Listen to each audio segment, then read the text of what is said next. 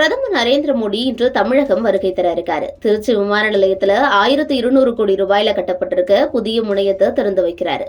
இந்த நிகழ்ச்சியில முதல்வர் மு.க.ஸ்டாலினும் பங்கேற்கிறாரு. தமிழ்நாட்டுடைய தலைநகர் சென்னைக்கு அடுத்தபடியா திருச்சி வேகமா வளர்ந்துகிட்டு இருக்கு. அதனால அங்க போக்குவரத்து தேவைகளும் அதிகரிச்சிருக்கு. திருச்சி விமான நிலையத்துல பயணிகள் வசதியை மேம்படுத்துறதுக்காக 1200 கோடி ரூபாயில மத்திய அரசு புதிய முனையத்தை அமைச்சிருக்கு. இந்திய கலாச்சாரம் மற்றும் பாரம்பரியத்தை உணர்த்தக்கூடிய வகையில கட்டப்பட்டிருக்க திருச்சி புதிய விமான முனைய திறப்பு விழா இன்னைக்கு நடக்குது. இந்த விழால பிரதமர் மோடி கலந்துகிட்டு புதிய முனையத்தை திறந்து வச்சு நாட்டுக்கு அர்ப்பணிக்கிறாரு. மேலும் 19,850 கோடி ரூபாயில தமிழகத்துக்கு பல்வேறு புதிய திட்டங்களுக்கு அடிக்கல் நாட்டியும் முடிவுற்ற திட்டப்பணிகளை தொடங்கியும் வைக்க இருக்காரு. இதுக்காக தனி விமானம் மூலமா இன்று காலை 10:10 மணிக்கு திருச்சிக்கு பிரதமர் நரேந்திர மோடி வருகை தர இருக்காரு. முதல்ல கார் மூலமா திருச்சி புதுக்கோட்டை சாலையில இருக்கக்கூடிய பாரதிதாசன் பல்கலைக்கழகத்துக்கு போறாரு. அங்க நடக்க இருக்கக்கூடிய பட்டமளிப்பு விழால கலந்துகிட்டு மாணவ மாணவிகளுக்கு பட்டங்களை வழங்குறாரு.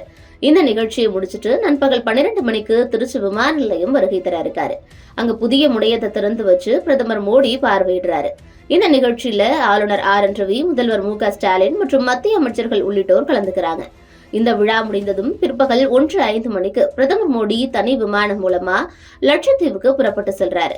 பிரதமர் மோடி வருகை முன்னிட்டு விமான நிலையம் மற்றும் பாரதிதாசன் பல்கலைக்கழகத்துக்கு 5 அடுக்கு போலீஸ் பாதுகாப்பு போடப்பட்டிருக்கு.